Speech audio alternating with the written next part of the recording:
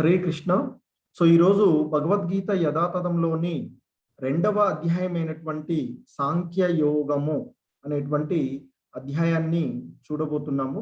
So నిన్న మనము చూసినటువంటి మొదటి అధ్యాయములో ధృతరాష్ట్రుడు సంజయుడిని విచారించడం ద్వారా ప్రారంభమవుతుంది.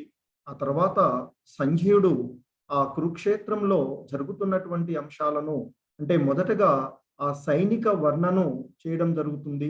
ఆ తర్వాత ఇక అర్జునుడు కృష్ణ భగవానుల వారిని అడుగుతాడు. తన యొక్క రథాన్ని తన రథసారథిగా ఉండేటువంటి ఆ కృష్ణ భగవానుల వారిని అడగడం జరుగుతుంది.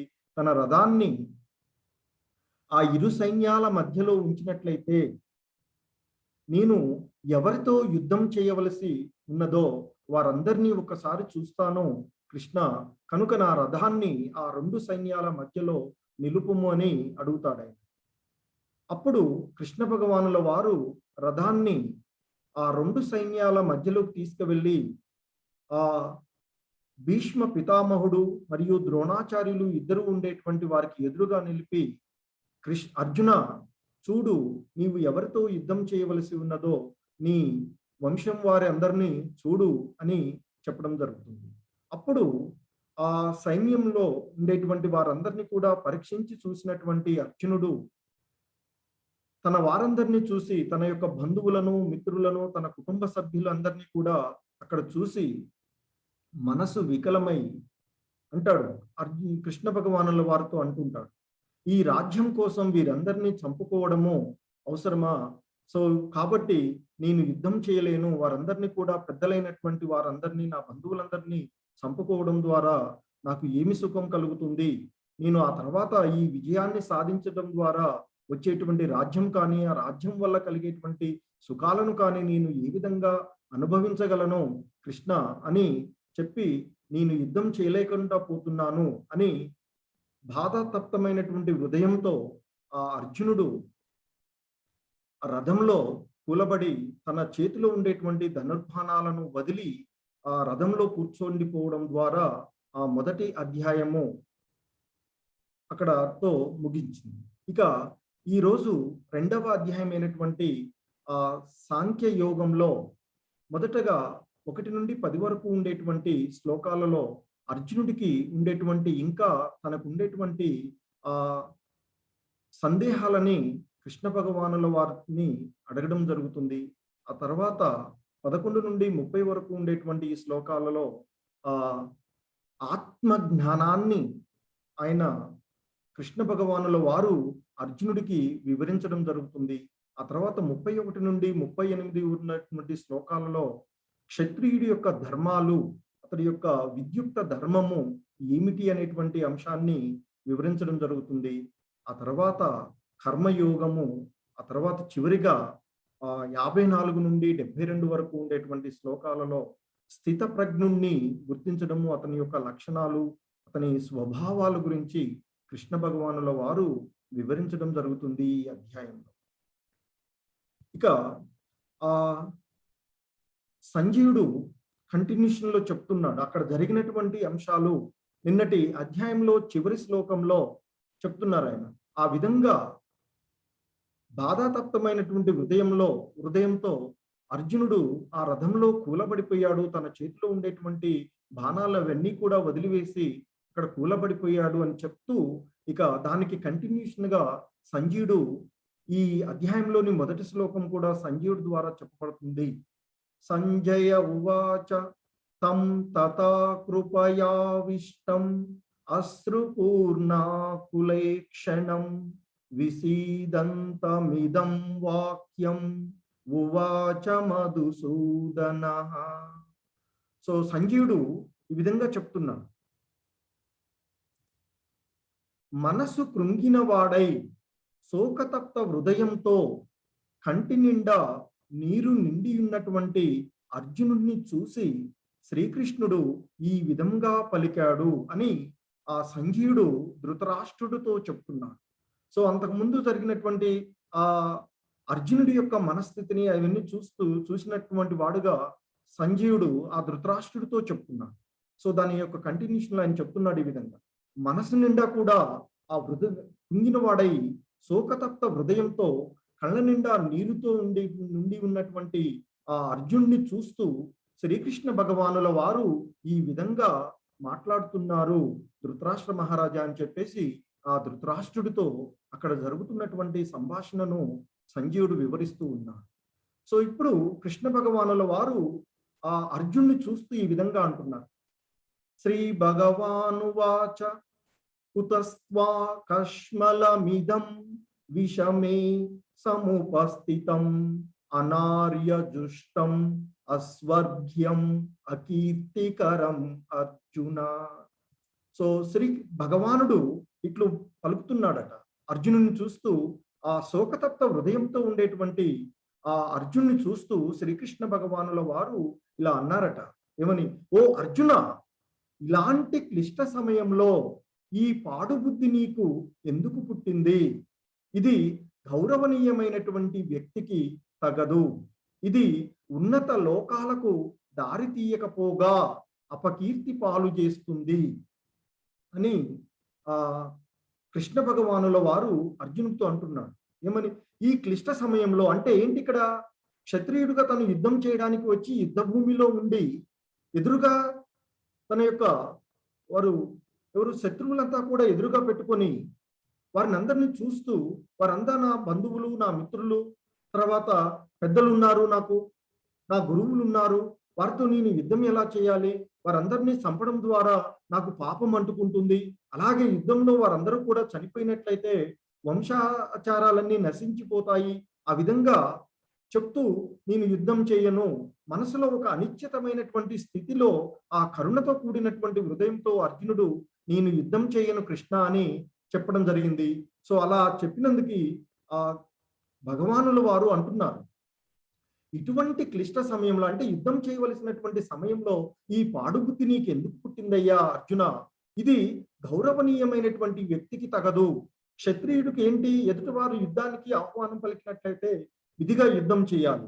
అటువంటి యుద్ధం చేయవలసినటువంటి నీవు యుద్ధం చెయ్యను అనడము అది నీకు తగినది కాదు. అంతేకాకుండా ఇది ఉన్నత లోకాలకు దారి తీయకపోగా అపకీర్తి పాలు చేస్తుంది అర్జున అని చెప్తున్నారు. వాస్తవానికి ఇక్కడ అర్జునుడేమో తన యొక్క గురువులను, మిత్రులు, బంధువులు వారందరినీ యుద్ధంలో చంపడం ఎందుకు అనేటువంటి భావనలో, ఒక కరుణతో కూడినటువంటి భావనలో ఆయన ఉండి యుద్ధం చేయనంటున్నారు. కానీ మరి క్షత్రియుడిగా యుద్ధం చేయకపోవడం వల్ల ఎదుటివారు ఏమని భావిస్తారు? ఈ యుద్ధం చేయడానికి వచ్చినటువంటి పిరికి పంద యుద్ధం చేయలేకుండా పారిపోయాడు యుద్ధ భూమి నుండి అని అనుకుంటారు. తద్వారా నీకు అది అపకీర్తే కలుగుతుంది తప్ప నీవు మంచి ఆలోచించి యుద్ధం చేయకుండా పోయావు అని ఎవరూ భావించరు. ఎందుకంటే క్షత్రియుడిగా నీ యొక్క ధర్మము నీవు యుద్ధం చెయ్యాలి. ఇది అందువలన నీవు యుద్ధం చేయనంటే అది నీకు అపకీర్తినే కలగజేస్తుంది తప్ప కీర్తిని కలగజేయదు అర్జున అని కృష్ణ భగవానులు వారు చెప్తున్నారు. సో ఇక్కడ సంజయుడు అంటే భగవాన్ అనేటువంటి శ్రీకృష్ణ భగవానుల వారిని మనము భగవాన్ అనేటువంటి పదాన్ని ఉపయోగించడం జరిగింది. ఆ భగవాన్ అనేటువంటి పదానికి సంస్కృతంలో ఆ పదం ఏదైతే ఉందో ఆ పదానికి వ్యాస మహర్షి యొక్క, వ్యాసదేవుని యొక్క తండ్రి అయినటువంటి పరాశుర ముని ఆయన వివరించారట. ఏంటి అంటే భగవానుడు అనేటువంటి పదానికి సర్వ సంపదలు, సర్వశక్తి, సర్వకీర్తి, అందము, సర్వమైనటువంటి జ్ఞానము మరియు అన్నింటినీ త్యజించగలిగేటువంటి లక్షణాలు కలిగినటువంటి వ్యక్తి ఎవరైతే ఉంటారో ఆయనని భగవంతుడు అని అంటారు అని నిర్వచించడం జరిగింది. సో మరి ఇక్కడ the supreme personality of God head, దేవాది దేవుడైనటువంటి కృష్ణ భగవానుల వారు సంపూర్ణ ఐశ్వర్యాన్ని కలిగి ఉన్నటువంటి వాడు. ఎందుకంటే ఆయన లక్ష్మీదేవి భర్త. సో కనుక ఆయన సంపూర్ణమైనటువంటి ఐశ్వర్యాన్ని కలిగి ఉన్నటువంటి వాడు. ఆయనే సంపూర్ణ శక్తి సంపన్నుడు. ఎందుకంటే చిన్నపిల్లవాడుగా ఉన్నప్పటి నుండే కృష్ణ భగవానుల వారు ఆయన అనేకమైనటువంటి మహా రాక్షసులను సంహరించినటువంటి వాడు. అదేవిధంగా భగవానుడికి ఆ కృష్ణ భగవానులు సంపూర్ణమైనటువంటి కీర్తిని పొందినటువంటి వాడు. ఆయనే సంపూర్ణమైనటువంటి అందగాడు, అత్యంత ఆకర్షణ కలిగి ఉన్నటువంటి వాడు ఆ కృష్ణ భగవానుల వారు. అలాగే సంపూర్ణమైనటువంటి జ్ఞానాన్ని కలిగినటువంటి వాడు. అన్నీ ఉండి కూడా అన్నిటికీ కూడా అతీతంగా ఉండేటువంటి సంపూర్ణ వైరాగ్యాన్ని ప్రదర్శించేటువంటి వాడు ఆ కృష్ణ భగవానులు. కనుక ఈ అన్ని ఐశ్వర్యాలను కలిగి ఉన్నటువంటి ఈ 6 ఐశ్వర్యాలను కలిగి ఎవరైతే కలిగి ఉంటారో వారే సర్వాకర్షకుడు అని చెప్పబడతారు. వారే భగవంతుడు అని చెప్పబడుతుంది. సో కృష్ణుడు అంటే ఇక్కడ సంస్కృతంలో కృష్ణ అనేటువంటి పదానికి అర్థమే ఆల్ అట్రాక్టివ్, సర్వాకర్షకుడు. కనుక సో ఇవన్నీ కూడా కలిగి ఉన్నటువంటి ఆ ద్వాపర యుగంలో వచ్చినటువంటి కృష్ణ భగవానులు ఇవన్నీ కూడా ప్రదర్శించారు. కనుక ఆయన దేవాది దేవుడు, ఆయనే భగవానుడు. సో కనుకనే ఇక్కడ ఈ అధ్యాయం భగవద్గీతలో ఆయన చెప్పినటువంటి ప్రతి శ్లోకం దగ్గర శ్రీ భగవాను వాచ అని చెప్పడం జరుగుతూ ఉంటుంది. అంటే సాక్షాత్తు ఆ కృష్ణ భగవానుల వారు కృష్ణుడు భగవానుడే. కనుకనే ఆయనని భగవాను వాచ అని చెప్తూ ఉంటుంటాం. భగవానుడు ఆయన. ఇంకా ఆ కృష్ణ భగవానుల వారు ఈ విధంగా ఇంకా అంటున్నారు కంటిన్యూ అర్జునుడితో, క్లైభ్యం మాస్మగమ పార్త నైతత్వయుపపద్యతే క్షుద్రం హృదయ దౌర్బల్యం త్యక్తోత్తిష్ట పరం తప. ఓ పార్త అంటే ఆ కుంతీదేవి కుమారుడైనందువలన ఓ పార్త అని ఆ అర్జున్ని సంబోధించడం జరుగుతూ ఉంటుంది. ఈ పతన కారణమైన నపుంసత్వానికి లొంగిపోవటం నీకు తగదు. ఈ చాతకానితనానికి నీవు లొంగిపోవడం తగదు. వారందరినీ చూసి కరుణతో నేను యుద్ధం చేయనంటున్నావే, అటువంటిది నీకు తగదు అర్జున అని ఇక్కడ ఆయన్ని ఒక మాట నపుంసకత్వానికి అంటే నీకు చాతకాని వాడిలాగా ప్రవర్తిస్తున్నావే, అది నీకు తగదు అర్జున అని మందలించారు. అదే సమయంలో మరలా ఆయన్ని కొంత గొప్పగా మాట్లాడుతూ ఓ శత్రువులను జయించిన వాడా, ఇక్కడ పరంతప అంటే శత్రువులను జయించిన వాడా అని మరలా అతనిలో ఉండేటువంటి ధైర్యాన్ని ఉరికొల్పుతూ ఆయనకి కొంత బలాన్ని ఇస్తున్నారు, ధైర్యాన్ని ఇస్తూ ఈ నీచమైన వృధదౌర్బల్యము విడిచిపెట్టి యుద్ధానికి లెమ్ము, యుద్ధం చేయడానికి నీవు తయారుగా. ఈ హృదయ దౌర్బల్యం, ఈ నీచమైనటువంటిది పతనానికి కారణమైనటువంటి ఈ హృదయ దౌర్బల్యాన్ని నీవు విడిచిపెట్టాలయ్యా అర్జున. తద్వారా నీవు విడిచివేసి వాటిని యుద్ధానికి సిద్ధం కమ్మని చెప్పి ఆయన్ని మరలా యాక్టివ్ చేయడం జరుగుతూ ఉంటుంది. ఇక ఆ విధంగా కృష్ణ భగవానులు వారు చెప్పిన తర్వాత మరలా అర్జునుడు ఇంకా సమర్థించుకుంటున్నాడు. తను చెప్పినటువంటి అంశాలని అర్జునుడు ఇంకా సమర్థించుకోవడానికి ప్రయత్నం చేస్తూ మరలా కృష్ణ భగవానుల వారితో ఈ విధంగా అంటున్నాడు అర్జునుడు మరలా. అర్జున ఉవాచ కథం భీష్మం అహం సంఖ్యే ద్రోణం చ మధుసూదన ఇషుభి ప్రతియోత్స్యామి పూజారహ వరిసూదన. సో ఇక్కడ అర్జునుడు పలుకుతున్నాడు.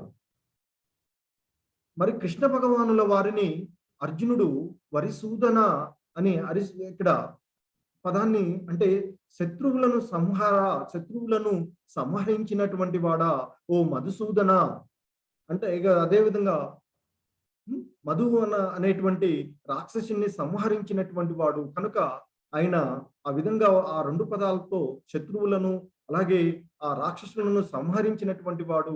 కనుకనే కృష్ణ భగవానుల వారిని ఇక్కడ ఓ శత్రు సంహార, ఓ మధుసూదన అని సంబోధిస్తూ అర్జునుడు అంటున్నాడు, పూజా అర్హులైనటువంటి భీష్మ ద్రోణాదులను బాణాలతో నేను ఎలా కొట్టగలను?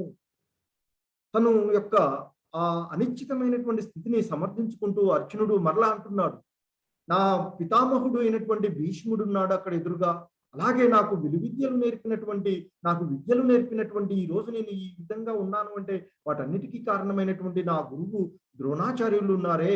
మరి వారిని నేను పూజించవలసినటువంటి నా తాతగారైనటువంటి పితామహుడు అయినటువంటి ఆ భీష్ముడిని గాని నా గురువు అయినటువంటి ఆ ద్రోణాచార్యులను గాని నేను పూజించవలసినటువంటి వారే. అటువంటి వారిని నేను ఎలా కొట్టగలను, బాణాలతో కొట్టగలను కృష్ణ అని తనకు ఉండేటువంటి ఆ భావాన్ని మరలా కృష్ణ భగవానులతో చెప్తూ ఉన్నారు.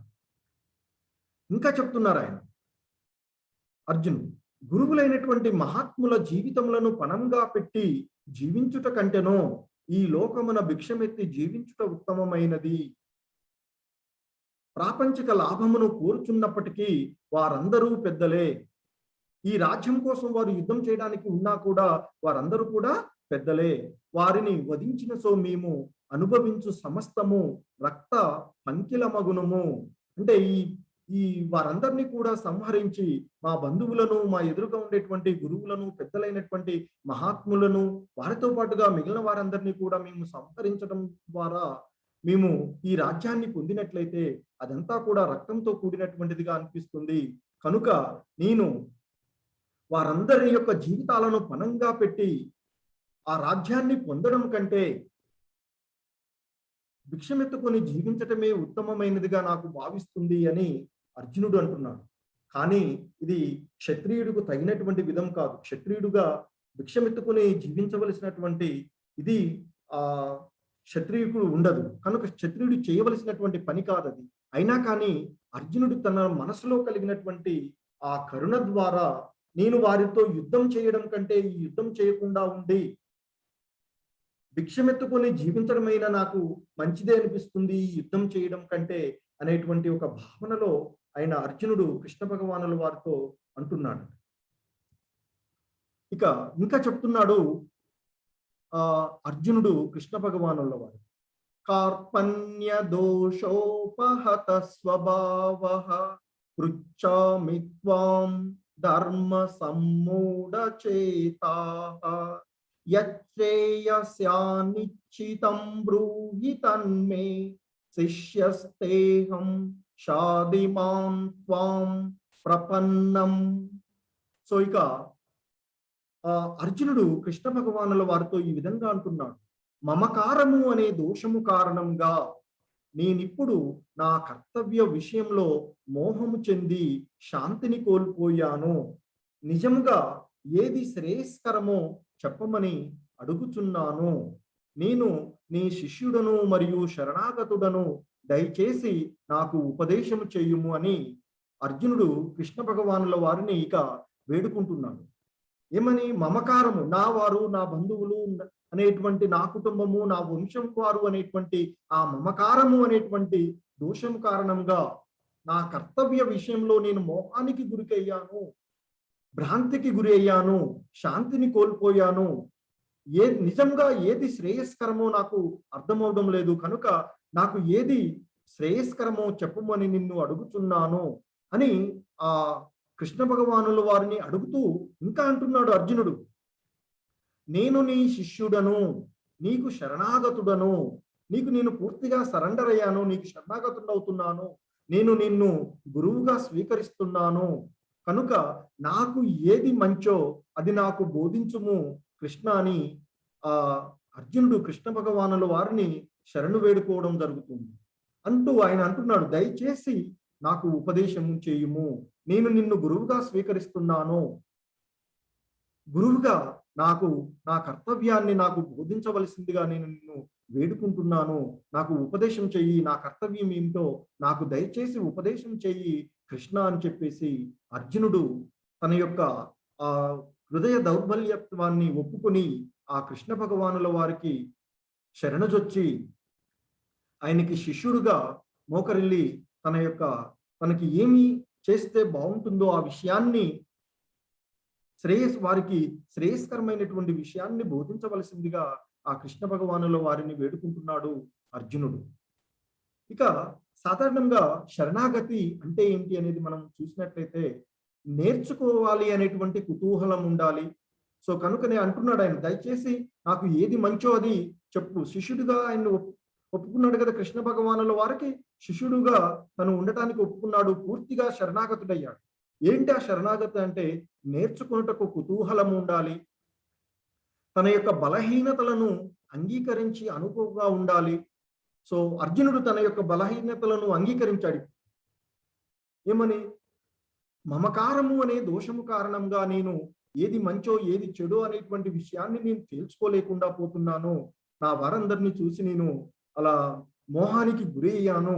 తద్వారా నాకు ఏంటి మంచి అనేటువంటి దాన్ని నేను తెలుసుకోలేకుండా శాంతిని కోల్పోయాను అని తన యొక్క బలహీనతలను అంగీకరించాడు అర్జునుడికి.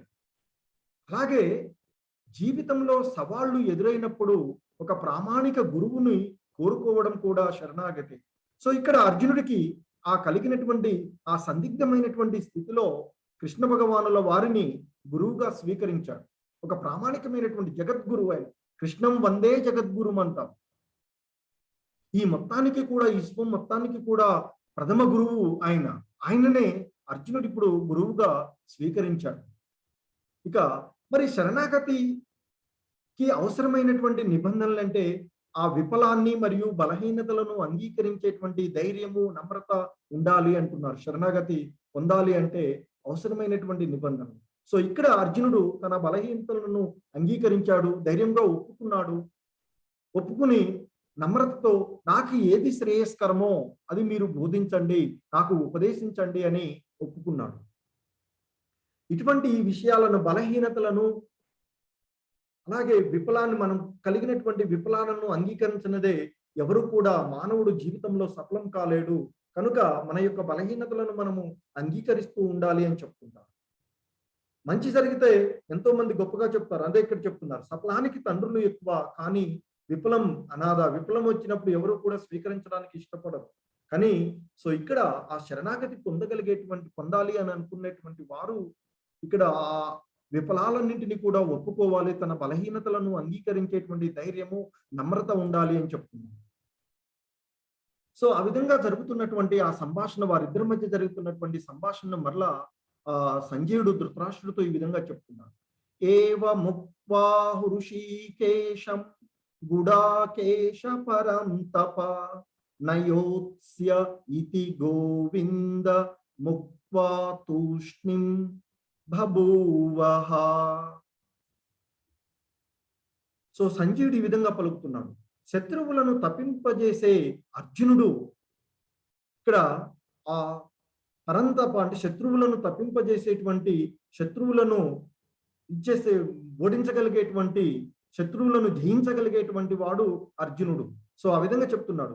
శత్రువులను తప్పింపజేసేటువంటి అర్జునుడు కృష్ణుడితో ఓ గోవింద నేను యుద్ధం చేయను అని చెప్పి మౌనంగా ఉండిపోయాడు. ఆ విధంగా గురువుగా తనని స్వీకరించి ఇక్కడ యుద్ధం చేయను అని చెప్పి మౌనంగా ఉండిపోయాడు అని చెప్పేసి అర్జునుడు చెప్తూ, అలా అర్జునుడిలో ఉండేటువంటి గొప్పతనాన్ని కూడా మళ్ళా ధృతరాష్ట్రుడికి గుర్తు చేస్తున్నాడు. ఇక్కడ అర్జునుడు అక్కడ బాధతో హృదయంలో ఆయన కలిగినటువంటి ఆ అలజడి వల్ల, తన కారుణ్యం వల్ల, మనసులో ఉండేటువంటి ఆ కరుణ వల్ల అలా ఉన్నాడే తప్ప ఆయన శత్రువులను జయించేటువంటి సామర్థ్యాన్ని కలిగి ఉన్నవాడు, అంటే యుద్ధంలో గెలవగలిగేటువంటి సామర్థ్యం ఉన్నవాడే అర్జునుడు అని మరొక్కసారి ఆ ధృతరాష్ట్రుడికి గుర్తు చేస్తున్నారు. ఇంకా చెప్తున్నాడు ఆ సంజయుడు ధృతరాష్ట్రుడితో, ఓ భరత వంశీయుడా, అంటే ధృతరాష్ట్రుడిని సంబోధిస్తున్నాడు సంజయుడు. ఆ సమయంలో రెండు సేనల మధ్య విషాద వశుడై ఉన్న అర్జునుడితో శ్రీకృష్ణుడు మందహాసంతో ఇట్లు పలికెను. సో ఇప్పుడు వాస్తవంగా ఈ భగవద్గీత ప్రారంభమవుతుంది.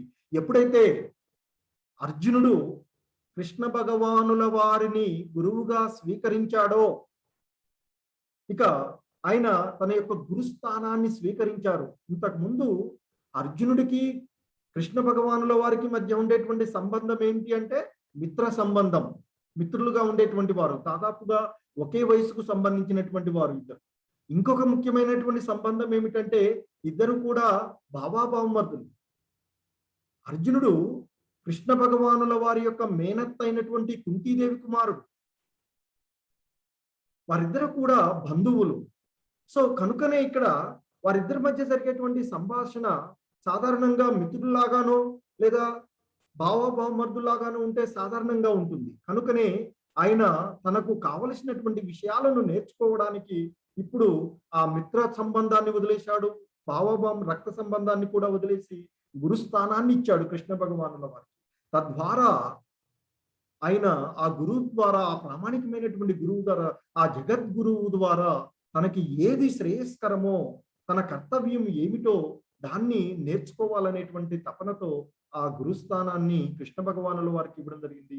అప్పుడు ఆ కృష్ణ భగవానుల వారు గురుస్థానాన్ని స్వీకరించి ఈ విధంగా మాట్లాడుతున్నాడు అని చెప్తున్నారు. వెంటనే ఇక కృష్ణుడు గురుస్థానాన్ని తీసుకొని ఈ భగవద్గీతను కృష్ణ భగవానుల వారు భగవద్గీతను అర్జునుడికి బోధించడం జరుగుతుంది. వాస్తవంగా భగవద్గీత యొక్క బోధనలు ఇక్కడ నుంచి ప్రారంభమవుతుంది.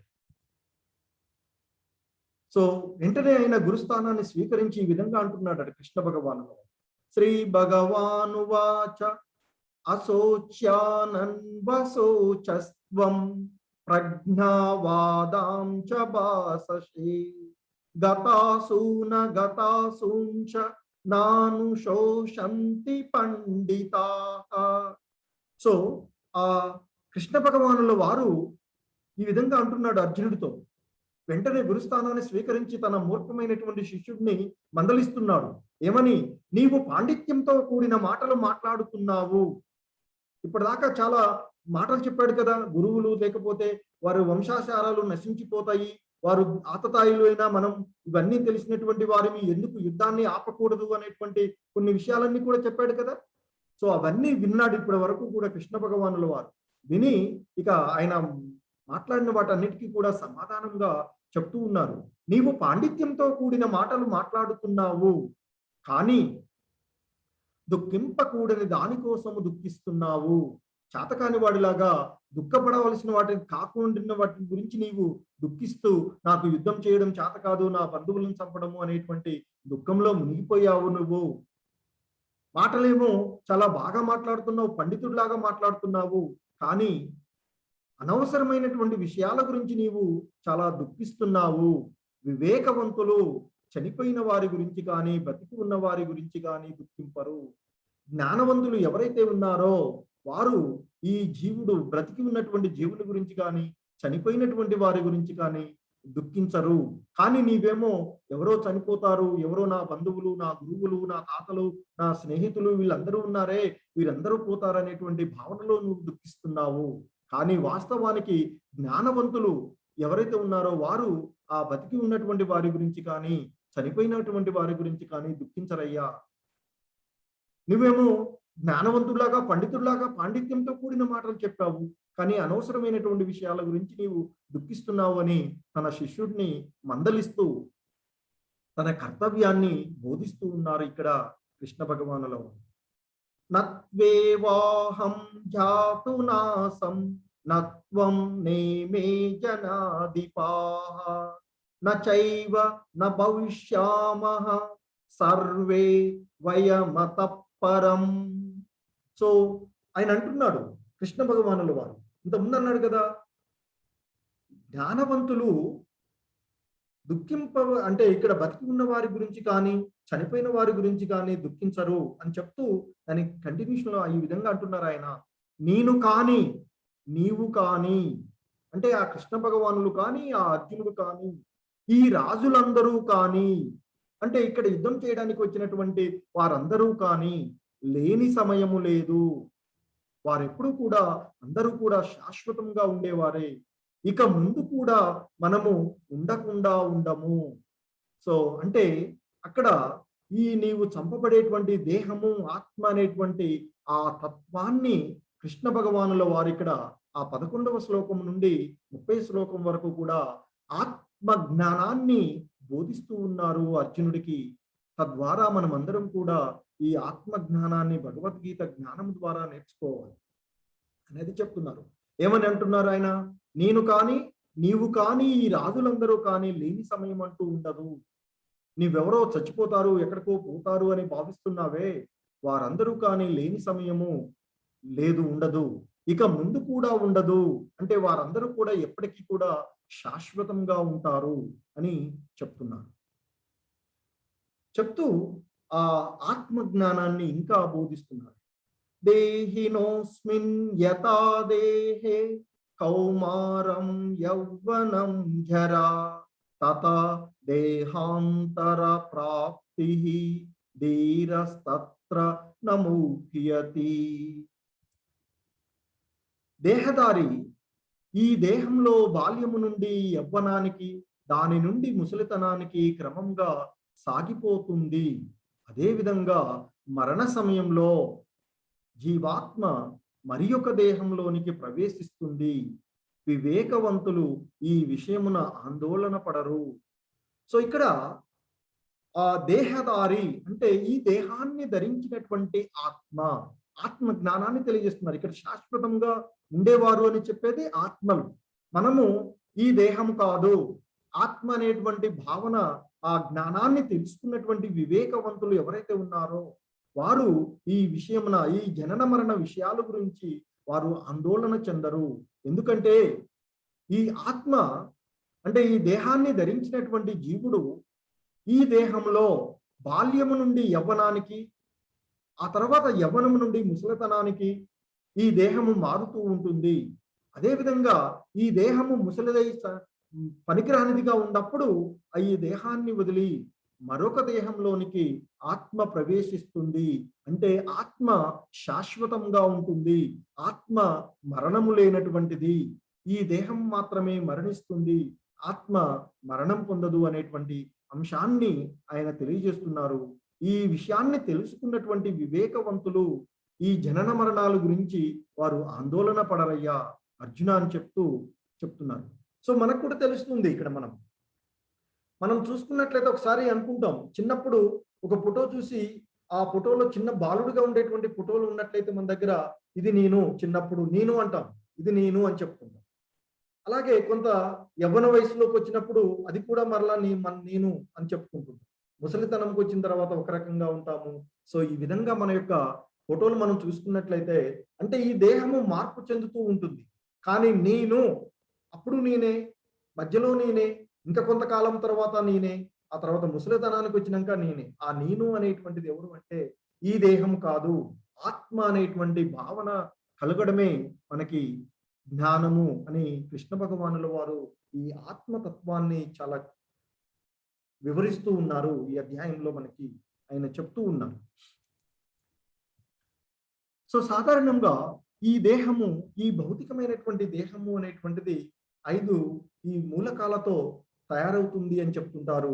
ఒకటి భూమి, అలాగే అగ్ని, నీరు, ఆకాశము మరియు గాలి అనేటువంటి అంశం. ఇక్కడ మనం తెలుసుకోవాల్సినటువంటి ఏమిటి భగవద్గీత ద్వారా అంటే, first lesson of the Bhagavad Gita, we are not this body, ఈ దేహము మనము కాదు అనేటువంటి అంశాన్ని మనం తెలుసుకోవాలి. సో ఇక్కడ ఈ దేహము అనేటువంటి ఒక యంత్రం లాగా, ఒక కారు లాగా ఉన్నట్లయితే ఆ కారు నడవాలి అంటే డ్రైవర్ కావాలి. సో అదే విధంగా ఈ దేహము పనిచేస్తూ ఉండాలి అంటే ఆ దేహంలో ఆత్మ ఉన్నంత వరకు మాత్రమే ఆ దేహం పనిచేస్తూ ఉంటుంది. సాధారణంగా మనందరికీ కూడా తెలుస్తూ ఉంటుంది, ఎవరైనా చనిపోతే ఆ దేహం అంతా అక్కడే ఉంటుంది. శవము అని అంటాం మనం సాధారణంగా, అది అక్కడే ఉంటుంది. కానీ ఏమంటాము, ఫలాని రంగారావు వెళ్ళిపోయాడు, చనిపోయాడు అంటే అంతకుముందు ఆ దేహానికి ఒక పేరు పెట్టి నేను అనేటువంటి భావనలో ఇప్పటి వరకు ఉండేటువంటి ఆ వ్యక్తి వెళ్ళిపోయాడు అని చెప్పు. కానీ మరి వెళ్ళిపోయింది ఎవరు? దేహం అక్కడే ఉంది.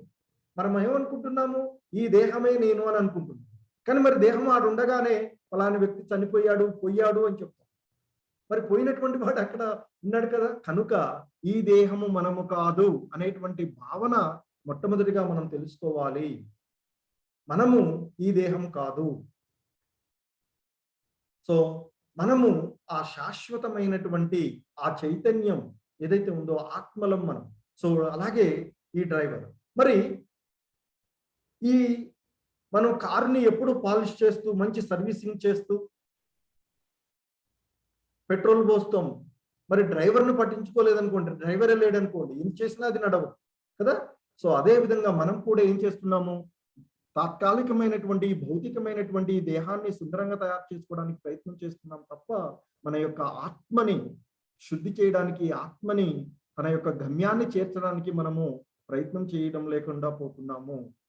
సో ఎలా అంటే ఈ పంజరము మన దేహము అని అనుకున్నట్లయితే ఆ పంజరంలో ఉండేటువంటి చిలుక, పక్షి ఏదైతే ఉందో అది మన ఆత్మ అనుకున్నట్లయితే ఈ పంజరానికి మెరుగులు పెడితే ఆత్మ, ఈ పక్షి బతుకుతుందా? బతకదు. సో పక్షికి కావలసినటువంటి దాన్ని మనం ఫుడ్ ఇవ్వాలి. అంతేకాని ఈ పంజరానికి మంచి రోజు దులుపుతూ, పంజరాన్ని రోజు శుభ్రం చేస్తూ, అప్పుడప్పుడు దానికి పెయింటింగ్ చేస్తూ ఉంటుంటాం కదా. సో అలా చేస్తూ ఉంటే ఏమవుతుంది, దాన్ని పట్టించుకోలేదనుకోండి లోపల ఉన్నటువంటి ఆ పక్షి, అది చనిపోతుంది. ఇక్కడ కూడా మన పరిస్థితులు సాధారణమైనటువంటి మానవులుగా ఉండేటువంటి మనం ఈ ఆధ్యాత్మిక జ్ఞానాన్ని తెలుసుకోలేనటువంటి మనము ఈ దేహము అనేటువంటి భావనలో ఉండిపోయి ఆ ఆత్మ శాశ్వతమైనటువంటి ఆ భగవంతుడి యొక్క అంశ అయినటువంటి ఆత్మను మనము మర్చిపోతూ ఉన్నాము. సో మనము ఆత్మకి మనం ఇవ్వగలిగినటువంటి ఫుడ్ ఏంటంటే ఆ హరినామ సంకీర్తనం. హరే కృష్ణ కృష్ణ కృష్ణ హరే హరే హరే రామ రామ రామ హరే హరే అనేటువంటి నిరంతరము ఆ హరినామాన్ని జపిస్తూ ఉన్నట్లయితే మనలో ఉండేటువంటి మాలిన్యాలన్నీ తొలగిపోయి శుద్ధి చేయడం అని అంటుంటాం. ఈ శుద్ధి అనేటువంటిది రెండు రకాలుగా ఉంటుంది. ఒకటి బాహ్య శుద్ధి, దేహాన్ని శుద్ధి చేయడం మనం సాధారణంగా ఇప్పుడు చేసేటువంటి. ఇంకొకటి అంతర్గత శుద్ధి. అంతర్గత శుద్ధి అనేటువంటిది ఎలా వస్తుందంటే ఆధ్యాత్మిక జ్ఞానం వల్ల వస్తుంది. సో ఆధ్యాత్మిక జ్ఞానం పొందినప్పుడు అంతర్గతంగా మనం శుద్ధి అవుతాము. సో దాని కొరకు మనం చేయవలసినటువంటి ప్రయత్నం ఏంటంటే ఆ భగవంతుని యొక్క నామాలని శ్రవణం చేయడము, కీర్తించడము, ఆయన గురించి ఆ భక్తి భావనలో మనము ఉండడము అనేటువంటిది అంతర్గతంగా మనం శుద్ధి కావడానికి మనకి దోహదపడేటువంటి అంశాలు. ఇంకా ఇక్కడ చెప్తున్నారు ఈ ఆత్మ జ్ఞానం గురించి. ఆయన మాత్రా స్పర్శాస్తు కౌంతేయ శీతోష్ణ సుఖ దుఃఖదాహ ఆగమాపాయినో నిత్యాహ తాం స్థితి క్షశ్వ భారత. సో ఇక్కడ కృష్ణ భగవానుల వారు ఆ అర్జునుడిని రెండు పదాలతో సంబోధించారు. ఒకటి కౌంతేయ, మరొకటి భారత. సో ముందుగా భావం చూసినట్లయితే, ఓ కౌంతేయ, సుఖ దుఃఖాలు తాత్కాలికంగా కలగడము, కాలక్రమంలో అవి పోవడము, చలికాలం ఎండాకాలం వచ్చిపోవడము లాంటివి. కలత చెందకుండా వాటిని ఓర్చుకోవడము మనిషి తప్పక నేర్చుకోవాలి. అవి ఇంద్రియ అనుభూతిని వలన కలిగేతాయి. ఈ సుఖ దుఃఖాలు అనేటువంటి ద్వంద్వాలు ఏవైతే ఉన్నాయో అవి మనము ఈ ఇంద్రియ అనుభూతిని పొందాలి అనేటువంటి భావన వలనే ఈ సుఖ దుఃఖాలు అనేటువంటి ద్వంద్వాలు తాత్కాలికంగా కలుగుతూ ఉంటాయి. ఇవి ఎలాంటివంటే మన జీవన చక్రంలో కాలక్రమంలో చలికాలం ఎండాకాలము వచ్చిపోతూ ఉంటాయి. చలికాలం వచ్చింది కదా అని చెప్పేసి ఎర్లీ మార్నింగ్ లేవడము, చలి స్నానాలు చేయడం ఇవన్నీ వదిలేం కదా. సో ఆ విధంగా మనము ఆ కాలం కొంతకాలం ఓపిక పడతాము, అలాగే చలికాలం చేసేటువంటి పనులు చేసుకుంటూ ఉంటాము, తద్వారా అది వెళ్ళిపోతుంది. అలాగే ఎండాకాలం బాగా ఉంది అని చెప్పేసి, ఎండలు బాగా ఉన్నాయని చెప్పేసి వంటగదిలోకి వెళ్ళి వంటలు చేసుకోకుండా ఉండకుండా చేసుకుంటూనే ఉంటుంటాం. కనుక సో ఆ విధంగానే ఈ సుఖ దుఃఖాలు అనేటువంటివి తాత్కాలికంగా కలిగేవి. వాటిని మనము ఓర్చుకున్నట్లయితే అవి కర్మానుసారంగా వచ్చి అవి పోతూ ఉంటాయి. వాటిని ఓర్చుకోవడం నేర్చుకోవాలి అని కృష్ణ భగవానుల వారు చెప్తూ, ఇక్కడ ఇంతకుముందు చెప్పినట్లు కౌంతేయ అలాగే భారత రెండు పదాలను కూడా మనము గుర్తుపెట్టుకోవాల్సింది. ఒకటి కౌంతేయ అని తన తల్లికి సంబంధించి, అంటే ఆ కుంతీదేవి, మరి కుంతీదేవి కూడా సాధారణమైనటువంటి ఆమె కాదు. ఇటు యదువంశానికి చెందినటువంటి వసుదేవుని యొక్క సోదరి. సో కనుక ఆమె కూడా ఆమె ఒక వంశాన్ ప్రకారంగా క్షత్రియులుగా ఉండేటువంటి ఆ కుంతీదేవి కుమారుడు అర్జునుడు. మరి అటువంటి నీవు యుద్ధం చేయను అని ఒక క్షత్రియ ధర్మాన్ని వదిలివేస్తున్నావు అని గుర్తు చేస్తున్నారు. తల్లి తరపున ఉండేటువంటి వంశం గురించి గుర్తు చేస్తూ ఆ యదువంశానికి సంబంధించినటువంటి అంశం. అలాగే మరొకటి భారతాన్ని పిలిచారు, అంటే భరత వంశస్థుడా. మరి భరత వంశానికి తన యొక్క వంశంలో తన తండ్రి తరపు పాండురాజు తరపు నుంచి ఆ భరత వంశం యొక్క గొప్పతనాన్ని కూడా గుర్తు చేస్తున్నారు. సో అంటే తనకి బోధనలు చేస్తూ తన యొక్క వంశాచారాలను, వంశంలో ఉండేటువంటి గొప్పతనాలు, వాటికి నీవు అపకీర్తి తెచ్చిపెట్టకవయ్యా నువ్వు అని కూడా గుర్తు చేస్తూ తన కర్తవ్యాన్ని బోధిస్తూ ఉన్నారు.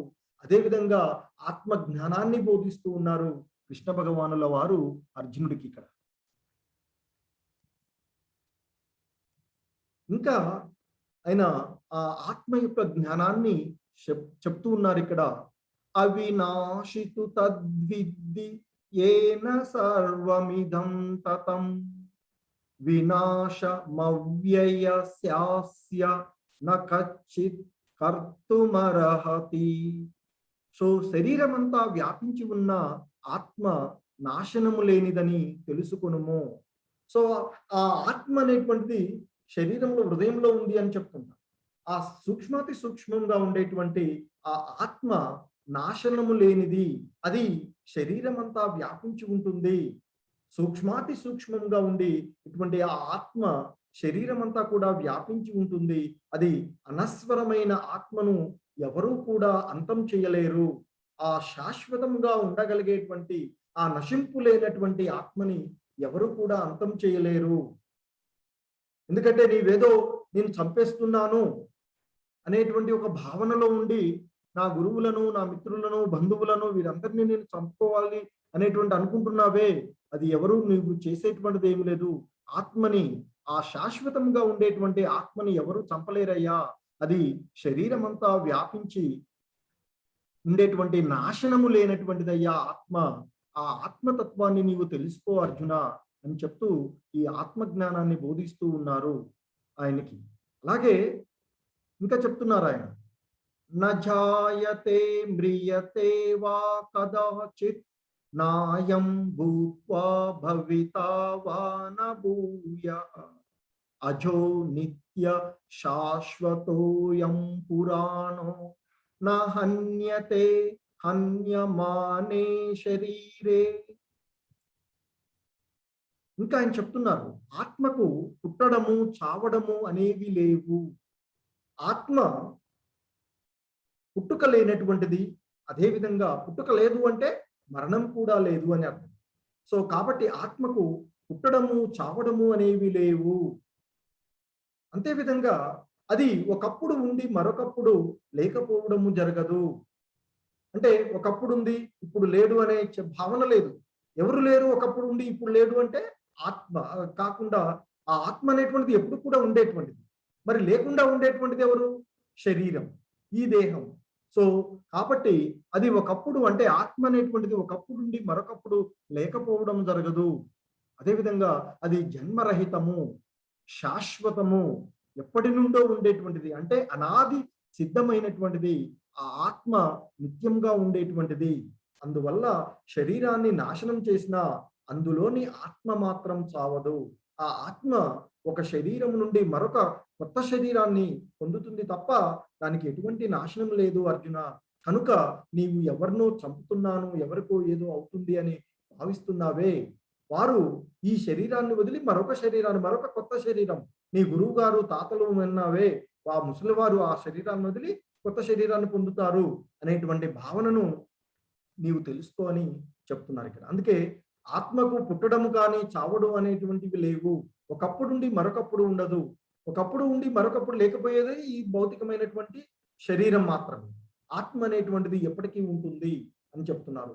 ఆ ఆత్మ అనేటువంటిది జన్మరహితంగా ఉంటుంది, శాశ్వతమైనది, ఎప్పటి నుండో ఉన్నటువంటిది, అది నిత్యంగా ఉండేటువంటిది. ఈ శరీరాన్ని చంపినా కానీ ఆత్మ చావదు అర్జున అని ఆ ఆత్మ యొక్క తత్వాన్ని కృష్ణ భగవానుల వారు చెప్తున్నారు. సో ఇక్కడ ఈ అధ్యాయంలో మనం తెలుసుకునేటువంటి ఆత్మ అనేటువంటిది శాశ్వతమైనటువంటిది. ఆ ఇది ఆధ్యాత్మికం మరియు భౌతిక ఈ రెండింటి అననుకూలమైనటువంటి, అంటే శరీరము మరియు ఆత్మ అనేటువంటి వాటి అననుకూలమైనటువంటి కలయిక అని చెప్తున్నారు. అదేవిధంగా ఆత్మ అనేటువంటిది ఆ శరీరంలో హృదయ స్థానంలో ఉంటుంది అని చెప్తున్నారు. అలాగే ఆత్మ ఈ దేహాలను మారుస్తూ ఉంటుంది అని చెప్తున్నారు. ఆత్మ చూసినట్లయితే అది ఎంత సూక్ష్మాతి సూక్ష్మంగా ఉంటుందంటే మన ఎంట్రుక కొన భాగంలో తీసుకుని దాంట్లో 1/10,000 వంతు భాగాలలో ఒక భాగం అంతా సూక్ష్మాతి సూక్ష్మంగా ఉంటుంది అని చెప్తున్నారు. ఆత్మ యొక్క పరిమాణాన్ని కూడా ఆయన ఇక్కడ మనకి తెలియజేస్తున్నారు. ఇంకా చెప్తున్నారు ఆయన, వాసాంసి జీర్ణాని యథా విహాయ నవాని గృహణాతి నరోపరాణి తథా శరీరాని విహాయ జీర్ణాన్య అన్యాని సంయాతి నవాని దేహి. సో ఆయన చెప్తున్నారు ఆత్మ యొక్క తత్వాన్ని గురించి. మనిషి చిరిగిపోయిన పాత బట్టలను విడిచిపెట్టి కొత్త బట్టలను వేసుకున్నట్లుగా. ఎలాగైతే మనం కొత్త బట్టలు కుట్టించుకొని కొంతకాలం వాడిన తర్వాత అవి చిరిగిపోతే ఏం చేస్తాం? బాధపడం కదా! అవి తీసేసి పక్కన పడేసి కొత్త బట్టలు కుట్టించుకుంటాం. కొత్తవి కొనుక్కుంటుంటాం. సో, అదే మాదిరిగా ఆయన చెప్తున్నారు. మనిషి ఏ విధంగా అయితే చినిగిపోయిన పాత బట్టలను విడిచిపెట్టి కొత్త బట్టలు వేసుకున్నట్లుగా ఆత్మ ఈ కృషించినటువంటి శరీరాలను వదిలి కొత్త శరీరాలను స్వీకరిస్తుందయ్యా అర్జున. కనుక నీవు బాధపడవలసినటువంటి అవసరం లేదు. మానవులను ఏ విధంగా అయితే మనము పాత బట్టలను వదిలివేసి విసర్జించేసి కొత్త వాటిని తీసుకుంటున్నామో అదే మాదిరిగా ఈ పాతబడినటువంటి దేహము కృషించిపోయినటువంటి ఈ దేహాన్ని ఈ ఆత్మ వదిలి మరొక్క యవ్వనమైనటువంటి కొత్తదైనటువంటి నూతనమైనటువంటి దేహాన్ని పొందుతుందయ్యా. కనుక ఈ జనన మరణాల గురించి నీవు బాధపడవలసినటువంటి అవసరం లేదు అర్జున అని చెప్తున్నారు. ఇంకా చెప్తున్నారు ఆయన, నైనం చిందంతి శస్త్రాని నైనం దహతి పావకః నచైనం క్లేదయంత్యాపో నశోషయతి మారుతః.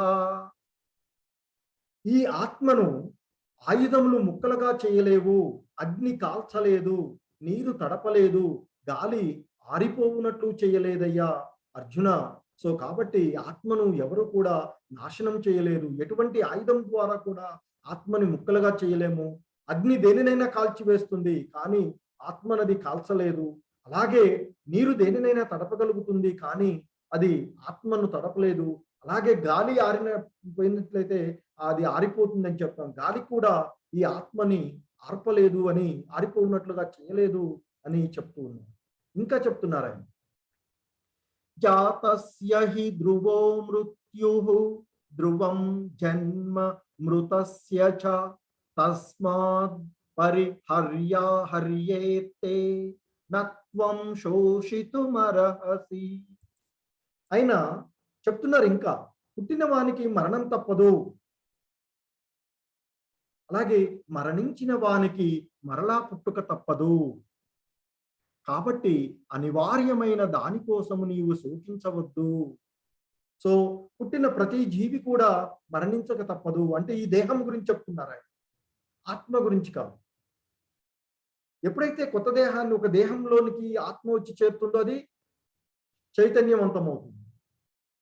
కనుక ఆ విధంగా కొంతకాలం తర్వాత ఈ దేహము కృషించిపోయిన ముసలిదైనప్పుడు ఆ దేహాన్ని వదిలి ఆత్మ వెళ్ళిపోతుంది.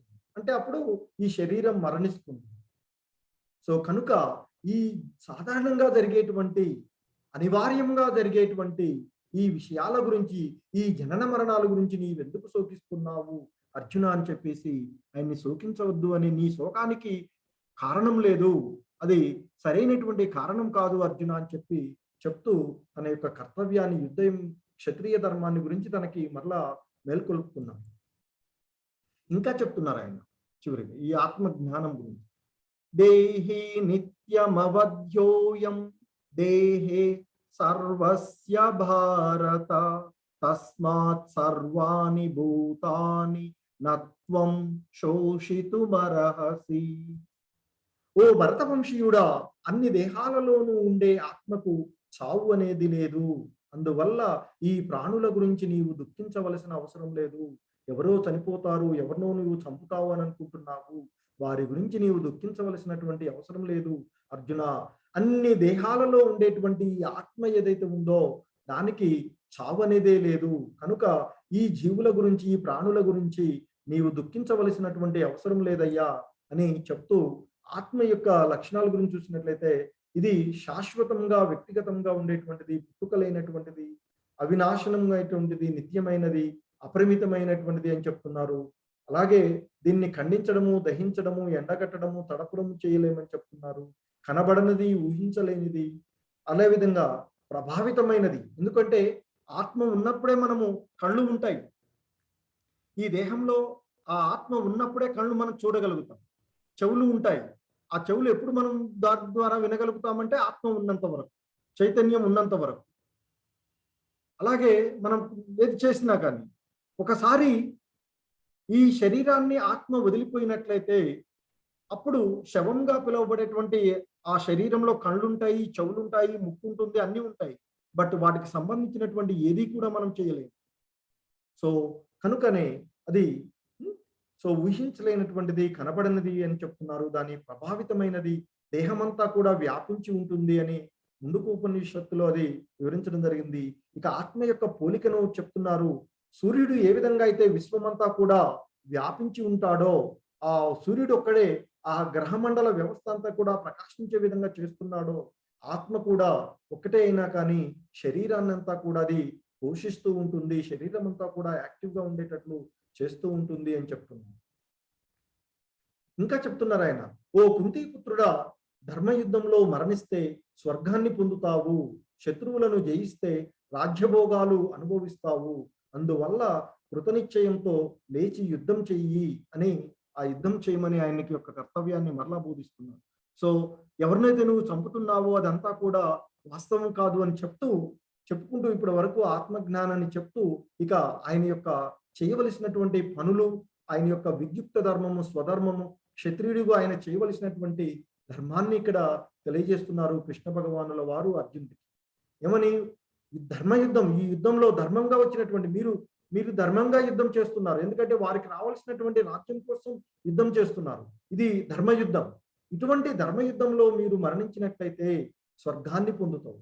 సాధారణంగా క్షత్రియులకి వారు కోరుకోకుండానే యుద్ధం వచ్చినట్లయితే అది చాలా చాలా గొప్పది అని చెప్తుంటారు. అటువంటి ఆ యుద్ధంలో మరణించినట్లయితే ఖచ్చితంగా స్వర్గాన్ని పొందేటువంటి అవకాశం ఉంటుందని చెప్తారు. ఒకవేళ నీవు శత్రువులను నీవు జయించినట్లయితే నువ్వు అనుకున్నటువంటి మీ రాజ్యం మీకు వస్తుంది. ఆ రాజ్యాన్ని నీవు అనుభవిస్తావు. అందువల్ల కృత నిశ్చయంతో లేసి యుద్ధం చెయ్యి. నీ యొక్క విద్యుక్త ధర్మము, నీ కర్మ అయినటువంటి, నీ స్వధర్మమైనటువంటి ఆ యుద్ధం, క్షత్రియుడిగా నీ ధర్మమైనటువంటి యుద్ధం నీవు చెయ్యవలసిందే అర్జున అని చెప్పి ఆయన్ని తన యొక్క ధర్మాన్ని తెలియజేస్తున్నారు. ఇంకా చెప్తున్నారు ఆయన, సుఖదుఖాలు కానీ, లాభ నష్టాలు కానీ, జయాపజయములు కానీ పట్టించుకోకుండా కేవలము కర్తవ్య నిర్వహణగా యుద్ధం చేయుము.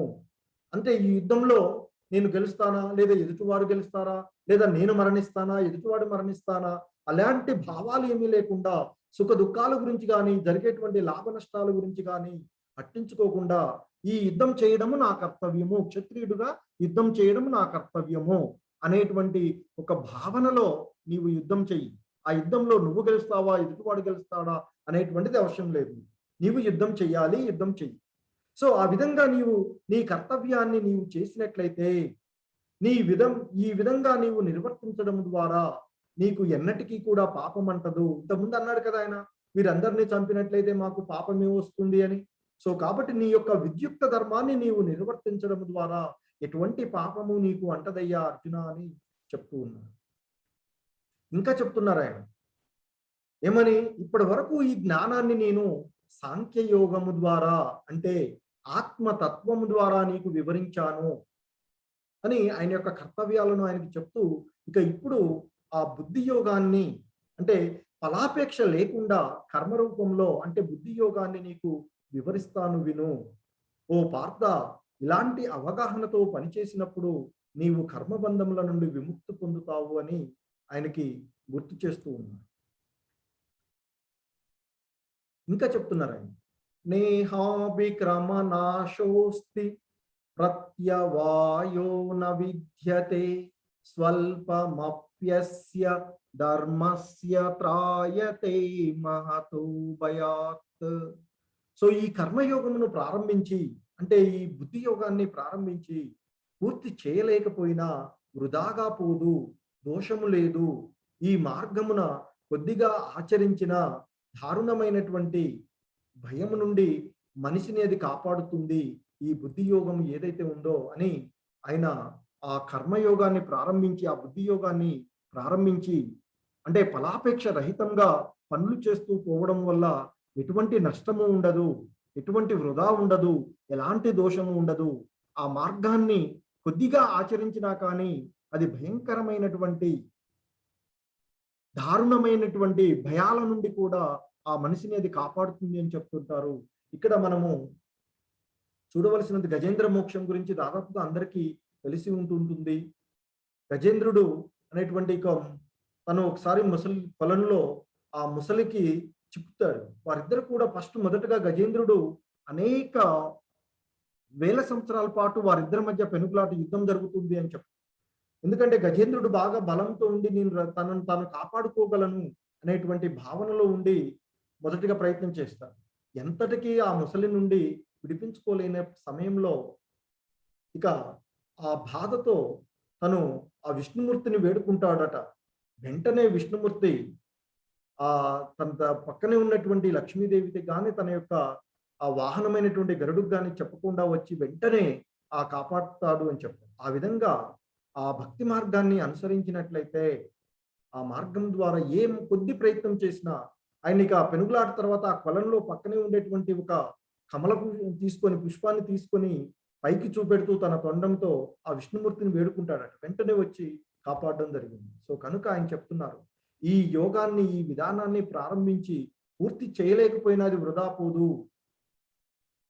ఏ కొద్దిగా ప్రయత్నం చేసినా భయంకరమైనటువంటి భయాల నుండి, దారుణమైనటువంటి భయాల నుండి అది కాపాడుతుంది మనల్ని అని చెప్తున్నారు. ఇంకా ఈ విధానం గురించి చెప్తున్నారు ఆయన. వ్యవసాయాత్మిక బుద్ధి ఏకేహ కురు నందన బహుశాఖ యానంతాచ్చ బుద్ధియో వ్యవసాయినాం. ఎవరైతే ఈ మార్గంలో అని చెప్తున్నారు ఇక్కడ, ఓ కురువంశస్థుడా అంటే అర్జునుడిని, కురువంశానికి చెందినవాడు, భక్తి మార్గంలో నిశ్చయాత్మకమైన వారి బుద్ధి స్థిరంగా ఉంటుంది, వారి లక్ష్యం ఒకటే ఉంటుంది. అలా స్థిర సంకల్పం లేని వాళ్ళ ఆలోచనలు పరిపరి విధాలుగా ఉంటాయి అని చెప్తున్నారు. సో భక్తి మార్గాన్ని ఎవరైతే ప్రారంభిస్తారో వారు స్థిరమైనటువంటి మనసుతో ఏకైక లక్ష్యంగా ఉంటారు. వారి యొక్క లక్ష్యం ఏమిటి అంటే వాస్తవంగా పరంధాముని చేరుకోవాలి అనేటువంటి భావనలో వారు పనిచేస్తూ ఉంటారు. అలా కాకుండా ఎవరైతే భక్తిలో లేకుండా ఉంటారో, అంటే స్థిర సంకల్పం లేకుండా ఎవరైతే ఉంటారో వారి యొక్క ఆలోచనలు పరిపరి విధాలుగా పరిగెడుతూ ఉంటుంటాయి అని చెప్తున్నారు. అలా ఉండేటువంటి ఎవరైతే ఈ ఇంద్రియ భోగాలు, భౌతిక సంపదలపై మిక్కిలి మమకారంతో ఉంటారో వారి యొక్క బుద్ధి మోహానికి లోనవుతుంది. తద్వారా వారు ఆ భగవత్ ప్రాప్తి పథంలో సాఫల్యానికి కావలసినటువంటి దృఢ సంకల్పాన్ని వారు కలిగి ఉండలేరు అని చెప్తున్నారు. అంటే ఈ ఇంద్రియ భోగాల గురించి ఆలోచిస్తూ ఆ ఇంద్రియ అంశాలను తృప్తిపరచడానికి ఎవరైతే ప్రాకులాడుతూ ఉంటుంటారో, ఈ భౌతికమైనటువంటి సుఖాల కోసం ఎవరైతే వెంపర్లాడుతూ ఉంటారో వారికి కలిగినటువంటి ఆ మోహం వలన వారికి భగవత్ ప్రాప్తి లభించదు అని చెప్తూ ఉన్నారు. ఇంకా చెప్తున్నారు ఆయన, చిన్న నూతి వలన కలుగు ప్రయోజనములన్నీయును శీఘ్రమే పెద్ద జలాశయమునందలి జలంచే సిద్ధించినట్లు వేదముల సమస్త ప్రయోజనములు వాని అంతరార్థమును గ్రహించిన వానికి సిద్ధించుచున్నవి అని చెప్తున్నాను ఇక్కడ. సో సాధారణంగా మనకి పూర్వకాలంలో బావులు ఉన్నట్లయితే తవ్వుకుంటే వాటికి తెలుస్తూ ఉంటుంది ఏంటంటే, కొన్ని బావులేమో ఉప్పు నీరుగా ఉంటాయి, కొన్ని మంచినీళ్ళుగా ఉండి కొన్ని వేరు వేరు వాటికి ఉపయోగిస్తూ ఉంటుంటారని చెప్తారు. ఒక్కొక్క బావిని ఒక్కొక్క రకంగా ఉపయోగించేవారు.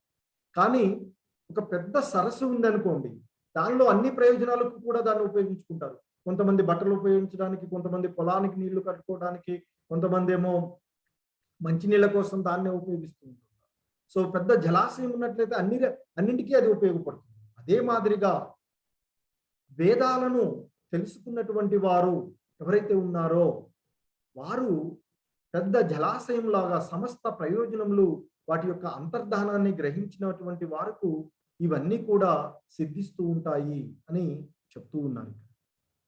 అంటే చిన్న నూతి వలన కలిగేటువంటి ప్రయోజనాలన్నీ, అంటే వేరు అనేక బావులు కావాల్సి ఉంటుంది ప్రయోజనాలు, అన్ని ప్రయోజనాలు నెరవేర్చడానికి. కానీ పెద్ద జలాశయం ఉన్నట్లయితే ఆ అన్ని ప్రయోజనాలు కూడా వాటి ఒకదాని నుంచే తెలుస్తూ ఉంటుంది. సో అలాగే వేదముల సమస్త ప్రయోజనములు వాని అంతరార్థమును గ్రహించిన వానికి సిద్ధిస్తుంది. ఇక్కడ సుఖముని ద్వారా ఇక్కడ ఈయన ఈ పరీక్షిత్ మహారాజుకి భాగవతాన్ని వివరించినటువంటి వాడు. సో సమస్త జ్ఞానం తెలుసుకున్నటువంటి వాడు, అన్నీ తెలిసినటువంటి వాడు, ఆ భగవంతుని యొక్క తత్వం గురించి తెలిసినటువంటి వాడు.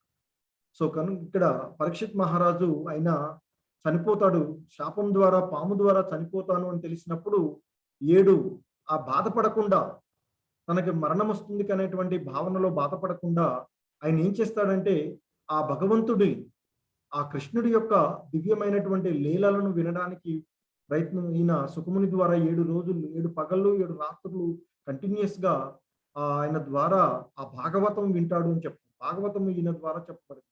వ్యాసుడి యొక్క కుమారుడైనటువంటి సుఖముని ఈయన. ఇంకా చెప్తున్నారు ఆయన, కర్మణ్యేవాధికారస్తే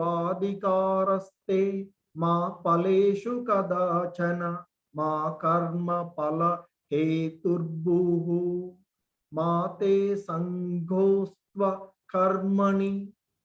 సో ఆయన చెప్తున్నారు ఇంకా, నువ్వు కర్మ చేయడానికి మాత్రమే గాని, అంటే కర్మలు చేయడానికి మాత్రమే గాని ఆ కర్మ ఫలానికి అధికారివి కాదు. అంటే మనము మన యొక్క ధర్మాలను మనం చేస్తూ పోవాలి, అంతేకాని దాని నుంచి వచ్చి ఏ ఫలం వస్తుంది అనేటువంటి దాని గురించి ఆ ఫలాలపైన మనకు అధికారం లేదు అని చెప్తున్నారు.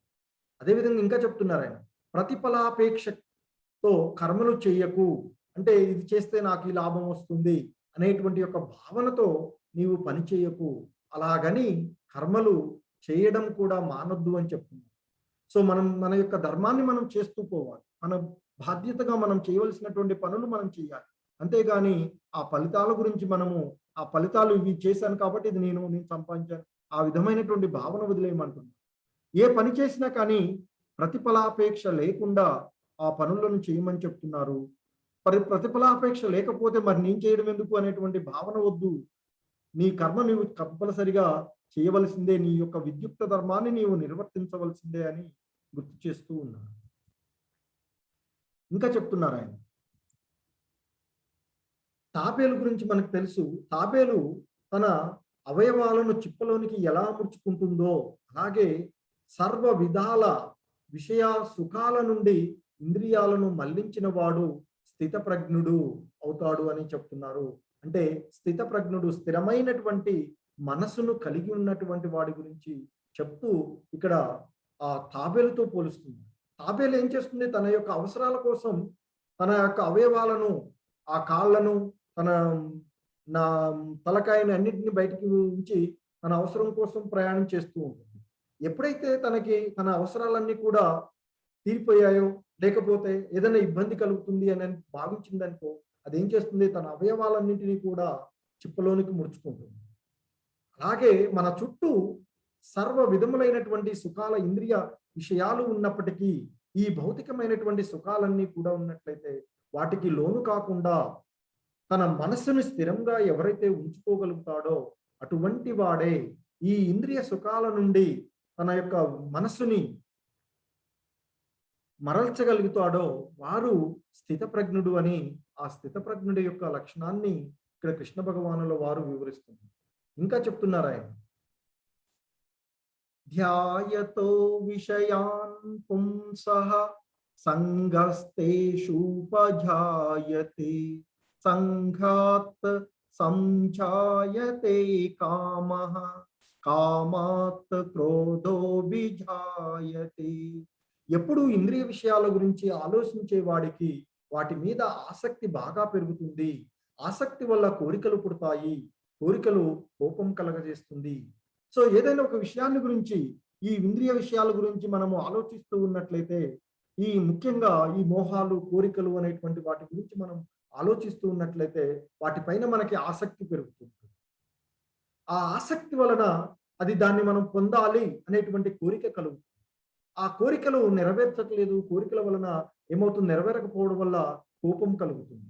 ఆ కోపము మనిషిని పతనం చేస్తుంది అని చెప్తున్నారు. నెక్స్ట్ ఇంకా చెప్తున్నారు ఆయన, కోపం మూలంగా అవివేకము కలుగుతుంది, అవివేకము వల్ల మరుపు వస్తుంది, మరుపు వల్ల బుద్ధి నశిస్తుంది, బుద్ధి నాశనం వల్ల తానే నశించడం జరుగుతుంది అని మనకి ఆ ఇంద్రియ విషయాలపై కలిగినటువంటి మమకారం వల్ల కలిగేటువంటి నష్టాల గురించి ఆయన వివరిస్తూ ఉన్నారు. ఏమని, క్రోధాద్భవతి సమ్మోహ సమ్మోహాత్ స్మృతి విభ్రమ స్మృతి భ్రంశాద్ బుద్ధినాశో బుద్ధి నాశాత్ ప్రణశ్యతి.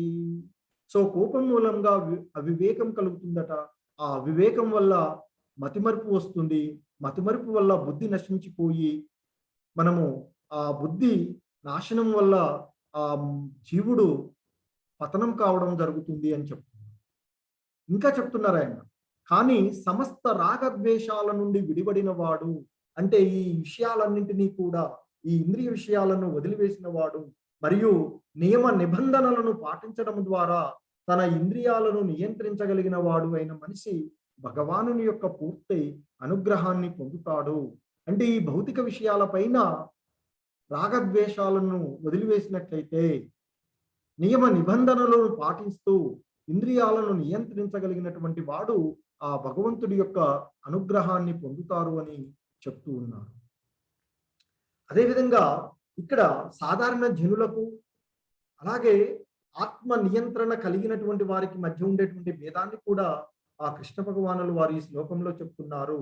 ఏంటంటే, అన్ని జీవులకు ఏది రాత్రి సమయమో అది ఆత్మ నియంత్రణ కలవానికి మేల్కొల్పు సమయము, అంటే పగటి సమయము. మరియు అన్ని జీవులకు ఏది మేల్కొల్పు సమయమో అది ఆత్మ పరిశీలన కలిగినటువంటి ఋషికి రాత్రి సమయము. అంటే ఇక్కడ సాధారణ పగలు రాత్రి అని కాదు, మనకి సాధారణమైనటువంటి ఆ ఈ ఆత్మతత్వాన్ని, భగవంతుడి గురించి జ్ఞానాన్ని తెలుసుకోలేనటువంటి వారికి ఈ ఇంద్రియ విషయాలు అనుభవించడమే ఒక పగలుగా భావిస్తూ ఉంటుంటారు. ఆ ఇంద్రియ విషయాలని అనుభవించకపోతే అదంతా చీకటిలాగా భావిస్తూ, ఈ భౌతికమైనటువంటి సుఖాలు తను అనుభవించకపోతే తను ఏదో కోల్పోయినట్లు, తనంతా చీకట్లో ఉన్నట్లుగా భావిస్తారు. అందుకే ఆయన అంటున్నారు ఇక్కడ, అంటే ఇంద్రియ విషయాలు అనుభవించకపోవడమే సాధారణ జీవులకు రాత్రి సమయం లాంటిది అని చెప్తున్నారు. సో ఆ ఇంద్రియ ఆత్మజ్ఞానం కలిగినటువంటి వాడు ఏం చేస్తున్నాడు, ఆ ఇంద్రియ విషయాలన్నీ కూడా వదిలివేస్తాడు. కనుక ఆ ఇంద్రియ విషయాలు వదిలివేయడమే తనకి పగటిగా, అంటే వెలుతురుగా భావిస్తాడు అని చెప్తారు. అందుకే ఇక్కడ సాధారణ జనులకు, ఆ ఋషులకు, అంటే జ్ఞానులకు, విజ్ఞానవంతులకు ఉండేటువంటి భేదాన్ని కృష్ణ భగవానులు వారి శ్లోకంలో చెప్తున్నారు. ఇంకా చెప్తున్నారు,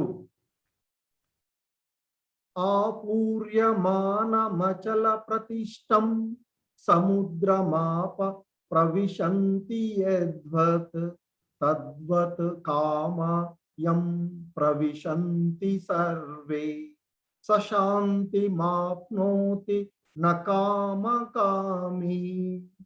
సో ఆయన చెప్తున్నారు ఇక్కడ, నిరంతరము నిండుతూ ఉన్నప్పటికీ చలించకుండా నిలిచిన సముద్రంలో నదీ జలాలు ఎలా ప్రవేశిస్తాయో అలాగే ఎవడిలో కామాలన్నీ అణిగిపోతాయో వాడు శాంతిని పొందుతాడు. భౌతిక సుఖాలకు బానిస అయిన వాడికి మోక్షం లేదు అని చెప్తున్నారు. సో సాధారణంగా మనం సముద్రం గురించి చూస్తూ ఉంటుంటాం. ఆ సముద్రంలో ఎన్నో నదీ జలాలు వచ్చి కలిసిపోతూ ఉంటాయి, ఎన్నెన్నో వచ్చి కలుస్తూ ఉంటుంటాయి.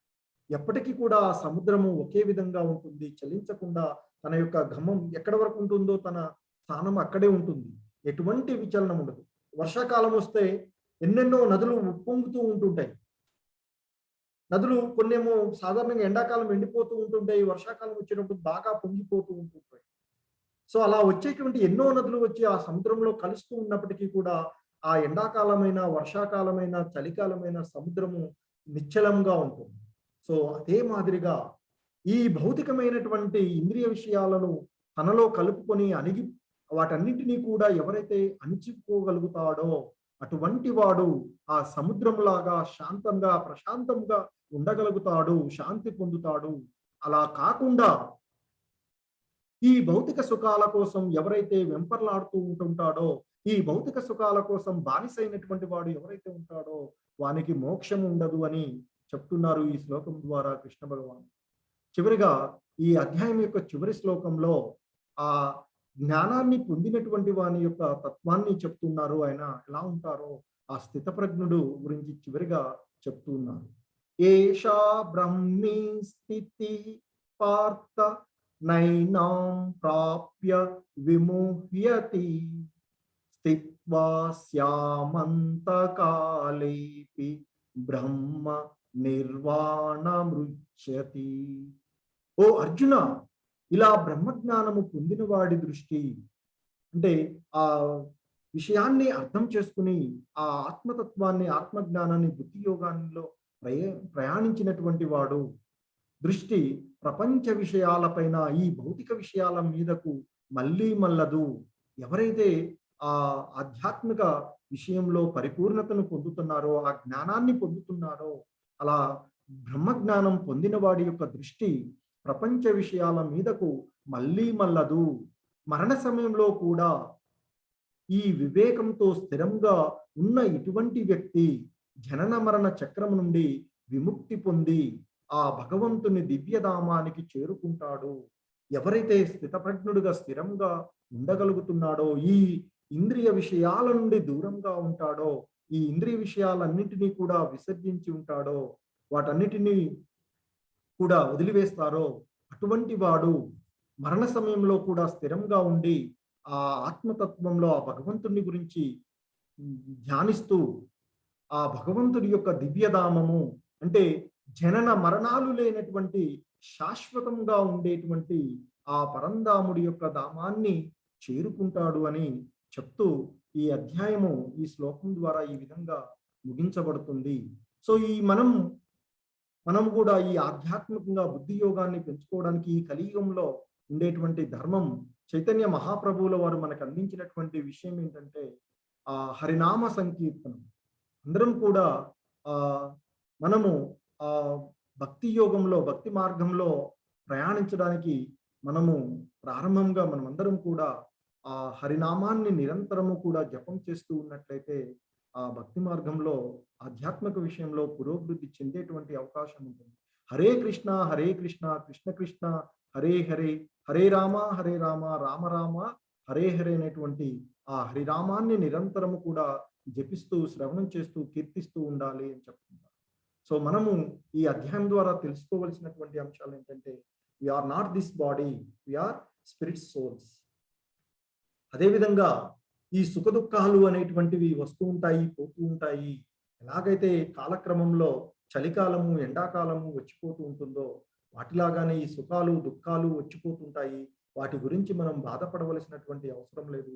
వాటిని ఓర్చుకోవడం నేర్చుకోవాలి అని చెప్తున్నారు. అలాగే ఆ కృష్ణ భగవానుల వారికి మనము శరణుజొచ్చాలి. అందుకే ఆయన్ని మనం నిరంతరం కూడా ఆ కృష్ణుడి యొక్క నామాన్ని నిరంతరము కూడా జపిస్తూ మనము ఆనందంగా ఉండవచ్చు అని చెప్తున్నారు. జపించండి అందరూ కూడా. హరే కృష్ణ కృష్ణ కృష్ణ హరే హరే, హరే రామ రామ రామ హరే హరే. కృష్ణం వందే జగద్గురు. హరే కృష్ణ.